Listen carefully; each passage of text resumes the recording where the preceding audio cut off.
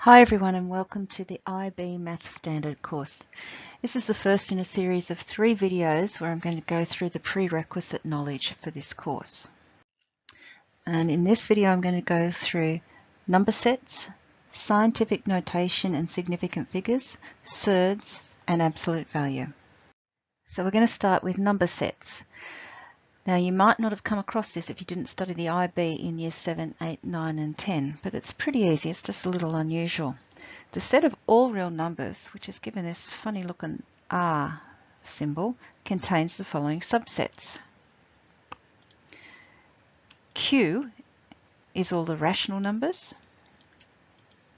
Z is all the integers, remember they're the whole numbers, including the negative numbers. And N is the set of natural numbers, which is the counting numbers 1, 2, 3, 4 plus 0. We can also do this. Z plus would be the set of positive integers, and Z plus with a 0 down here would mean all the positive integers plus 0. But that, of course, is actually equal to the set of natural numbers. There's one more thing we can do. Q with an apostrophe after it means the complementary set of Q. You might have come across the complement in probability before. It means not. So Q apostrophe means not Q, not rational, or in other words, irrational.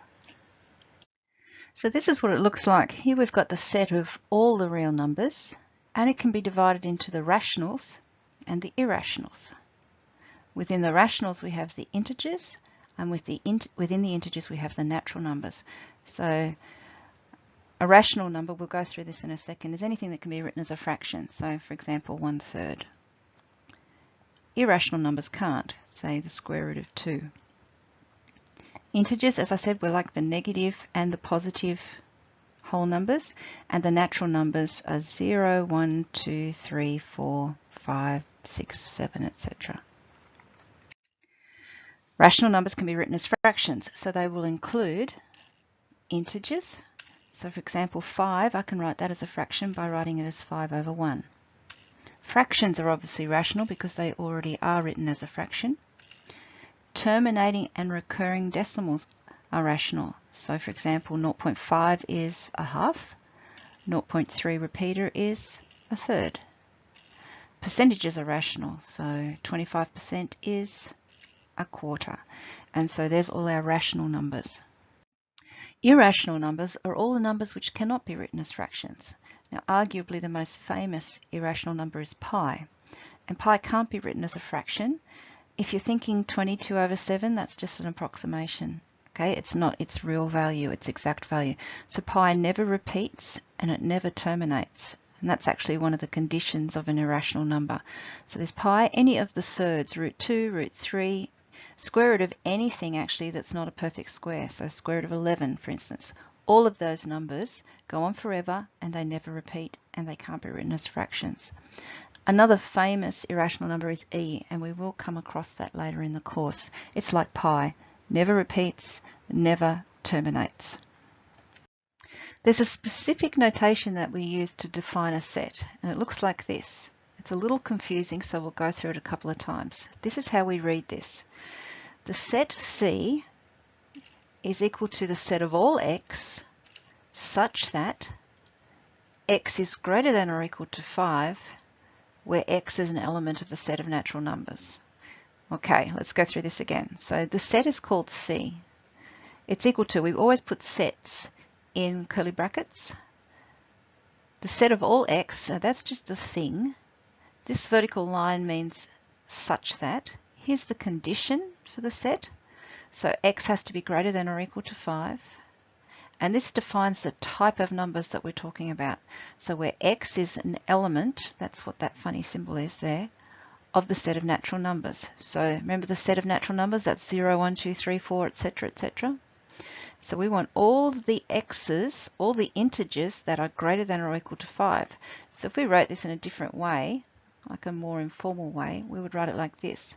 5, excuse my handwriting, 6, 7, etc. off to infinity. So that's what it would look like. It's actually an infinite set. So the International Baccalaureate is quite particular about notation, and you need to be able to understand what that means there and to be able to write it as well. One way that we approximate numbers is by limiting the number of significant figures. So a significant figure is a non-zero number unless that zero occurs between two other significant numbers. So let's look at an example. So we've got 480,900 here. So in this case, these two zeros here are not significant because they're not between two other significant numbers. This zero here is because it's between the 8 and the 9. Does that make sense? So these four digits are significant. These two here are just placeholders. They push the number up into the hundred thousands. So this has four significant figures. Let's look at the next one. Okay, these zeros here are not significant. The 8 and the 9 are significant, so there's two. And again, these zeros here are placeholders. They're pushing that 8, 9 all the way this way. Okay, what about this one? All those zeros are significant because they're in between the 1 and the 4. Okay, so in this case we have 6 significant figures. For example, write the following number to 3 significant figures. So currently this number has got 6 significant figures. We want to keep these 3. Now it's really important that we keep the size of the number. So we don't want to just throw this part away. They're going to become zeros. We're going to do the same, use the same rules that we use for rounding. So I want to keep these 3. I look at the next digit. If it's 5 or above, we're going to round up. It is above 5, so this is going to become 414,000. You can see here this is the symbol for approximately equal to. You can see how I've put the zeros in. So 413,679 is approximately equal to 414,000. Scientific notation is a method of abbreviating very large or very small numbers, and what it does is gets rid of all of the insignificant zeros. So we were just talking about those. Let's look at an example. So here we've got 2,160,000. We can see here these zeros are merely placeholders. They're pushing this 216 out into the millions, so we don't need to write those. So this is how we write scientific notation. We take the significant part and we put the decimal point after the first significant figure like this. Then we're going to multiply by 10 for every position that that decimal point has moved. So currently it's here, and if I count back through to where I'm putting it, I can see that it has moved 6 positions. And that's the same as multiplying by 10 6 times, or 10 to the power of 6. So there's scientific notation for 2,160,000. We can also do it for little numbers like this. Again, see all these insignificant zeros? They are merely placeholders. They're pushing the 23 way out this way. I'm going to take the 2 significant figures, 2 and the 3, and put the decimal point after the first significant digit. And I'm going to multiply by 10, and I'm going to see how many positions the decimal point moves to. Now, because I am effectively dividing in this case by 10 to the power of 5, because there's 5 positions there, that's the same as multiplying by 10 to the negative 5. Okay, so we always write scientific notation with times 10. So for small numbers, you're going to have a negative index, and for large numbers, you're going to have a positive index. Now suppose we want to expand. The first thing that I do here is look at this index notation here. If this is a positive number, I know this is going to be a big number, so I'm going to put the 314 here, like that. Now I'm going to move the decimal point 5 positions, like that. And then I'm going to fill in underneath with zeros. So 3.14 times 10 to the power of 5 is 314,000. Okay, what about a little number? Okay, so I can see that this is negative, so this is going to be a small number. The 314 I'm going to put up here. And now I'm going to move the decimal point 5 positions to the left. fill in underneath with zeros, and there it is. If you need to enter scientific notation on the calculator, use the EXP button. On the scientific calculators, it's times 10 to the x, but it means the same thing. It looks like that. And what you do, suppose we wanted to enter this here, we would go 3.14 EXP or times 10 to the x and -5. And that would put it into scientific notation for us. Okay, let's learn about absolute value. Back in year 7, you would have learned about directed numbers. When you learned about negative numbers, so a directed number has both size and direction. So for example, +8 is different to -8. The absolute value of a number is the size of the number without the direction. So when we take the absolute value, we strip off the positive or the negative sign. So for example, you can see here, this is the sign for absolute values, these little vertical lines. So the absolute value of +5 is the same as the absolute value of -5, and it's equal to 5. So here's an example. Let's have a look at this. What we're going to do here, we'll treat these a little bit like brackets. We'll work out the inside first. So -3 + 2 is -1. -6 is -7, so this is equal to the absolute value of -7, which is 7. Okay, in this next part of the video we're going to talk about surds and look at all the operations with surds. A surd is the square root of any non-square number. So √2, √3, √5 are all surds, but √4 and √16 are not. This one's equal to 2, which is rational, and this one's equal to 4, which is also rational. A surd can have a rational part and an irrational part. So for example, 2√7. This is the rational part, and this is the irrational part.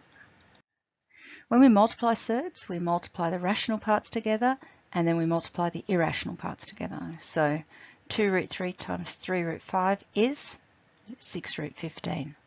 Here's a special case. The square root of 2 all squared. Now the squared part means take what's in the brackets and multiply it by itself. So it's actually equal to √2 times √2, which is √4, which is 2. But an easier way to do this is just to cancel the square root and the square, because they are opposite operations.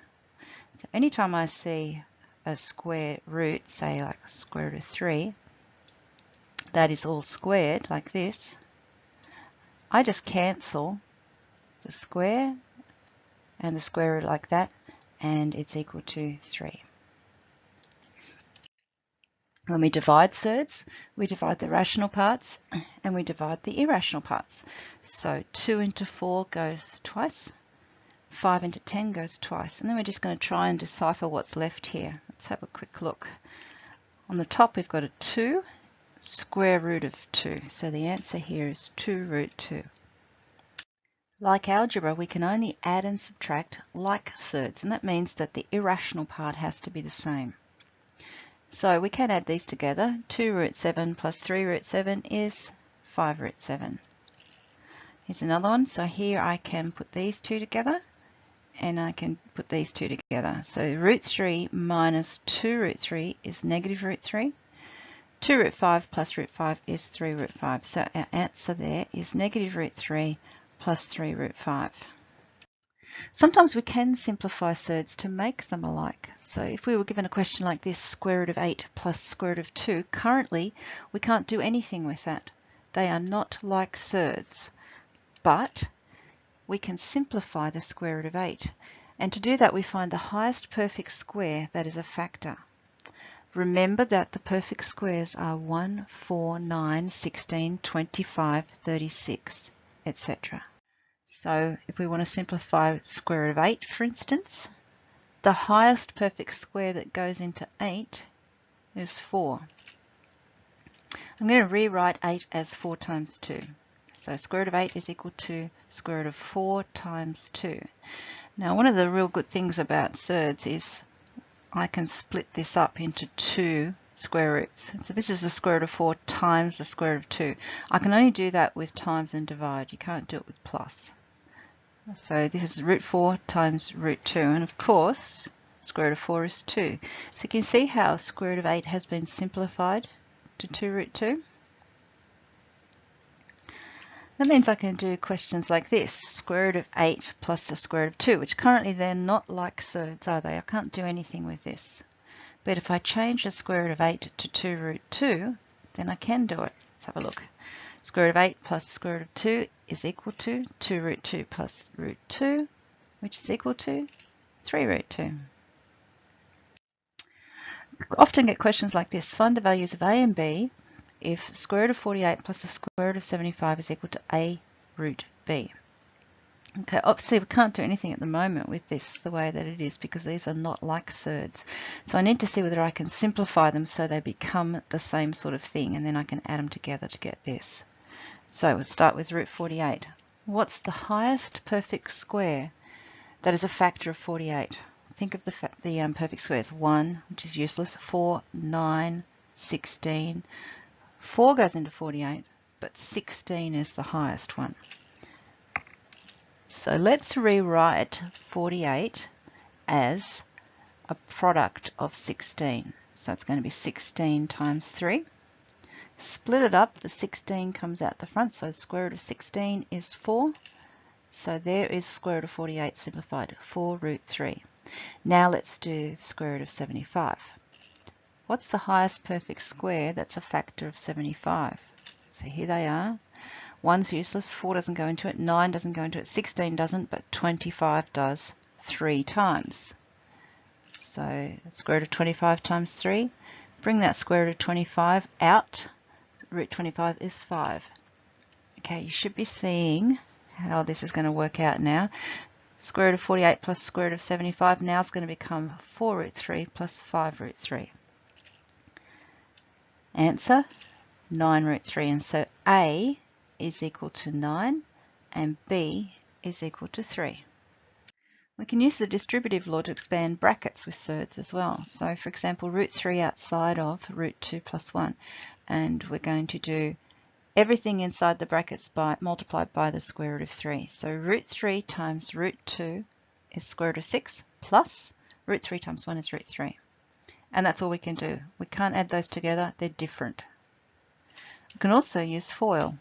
Remember, first, outer, inner, last, and expand 2 brackets. So we've got root 3 times root 5 is root 15. Here I've got minus 2 root 3. Here I've got square root of 5, and the last term is going to be negative 2. So there it is. And actually they're all different. I can't collect any of those together. Root 15 is different to root 3, is different to root 5, is different to negative 2. So that's the answer. We have the special cases. Do you remember them? Perfect squares. So root 2 minus 1 all squared. That, of course, is that in 2 brackets. Using FOIL, we're going to get 2 minus root 2 plus 1.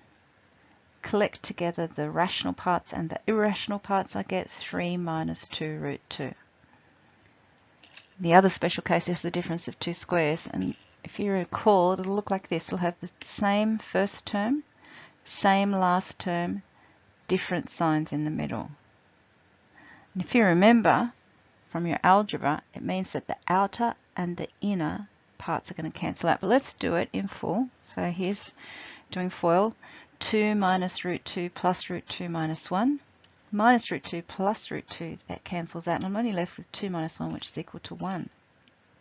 And that's a really useful relationship with surds because it takes a surd and makes it rational. To make addition and subtraction of fractions easier, we can rationalise the denominator. So suppose we want to rationalise the denominator of 1 on root 3. We can see that it's currently irrational. The way to make root 3 rational is to multiply it by itself. So I'm going to multiply top and bottom by root 3. That's the same as multiplying by 1 because whatever I do to the top, I'm doing to the bottom. Root 3 over root 3 is 1. Across the top, I get root 3. Across the bottom, root 3 times root 3 is root 9, which is 3. And you can see how the denominator is now rational. So let's look at how we might use this. Suppose we wanted to write the following as a single fraction. You can see here that I've got an irrational denominator. Very difficult for me to make a common denominator here. But if I rationalize the denominator here, I will be into more familiar territory. So how do I rationalize the denominator here? I need to multiply top and bottom by root 5. I don't need the 2 part. Okay, that would just complicate things and I would end up having to simplify at the end. I only need the irrational bit. So I'm going to multiply top and bottom by root 5. 1 times root 5 is root 5. 2 times root 5 times root 5 is 2 times 5, which is 10. See what's happened? I now have a rational denominator that I can compare with another rational denominator. Luckily, they're both the same, so I don't need to do any more arithmetic. When I have a common denominator, I add across the top. Be careful here. Root 5 plus 3, they're different things. They're not like surds, so they have to just stay as 2 separate terms. But there's our answer. Now, what if the denominator has 2 terms, like this one? We call that a binomial denominator, and that actually literally means 2 terms. Well, we could multiply top and bottom by root 2, but that doesn't help. I've still got an irrational denominator. I could take this and I could multiply top and bottom by root 2 minus 1, but that actually won't help either. I still have an irrational denominator. So what's the solution? If we take a binomial like root 2 minus 1, we say that its conjugate is root 2 plus 1. And it's the same terms, but different signs. And when we multiply a binomial by its conjugate, it's like that difference of 2 squares. Do you remember? We get a rational answer. So that's the solution, isn't it? We're going to take our question here and multiply top and bottom by the conjugate of the bottom. Okay, let's do this. One lot of that is just root 2 plus 1. And on the bottom here, I'm going to have 2 plus root 2 minus root 2, so they cancel out, minus 1. So 2 minus 1. Tidying that up, our answer is root 2 plus 1. Here's some examples. So what am I going to multiply top and bottom by? Root 5 plus 2. Multiply across the top, I'm going to get 3 root 5 plus 6. On the bottom, we can actually just do the first and the last. But remember the O and I, the outer and inner, cancel out. So here I'm going to have 5 minus 4. So I've got 3 root 5 plus 6 over 5 minus 4, tidy it up, is 3 root 5 plus 6. This case, I do need the 2. Remember before when we were multiplying and we just had a single term on the bottom, I said you don't need the rational part. Here we do because we've got to take the conjugate. So it's going to be 2 root 2 minus 1. There it is. Across the top gives me 2 root 2 minus 1. And on the bottom, I'm going to get 4 times 2. That's here. Is 8 minus 1, which is 7. Okay, this one here. So in this case, I've got the conjugate sitting up the top. Can you see that? That doesn't matter. I'm still going to multiply by 3 minus root 2. If I multiplied top and bottom by 3 plus root 2, I'd end up rationalizing the numerator. Does that make sense to you?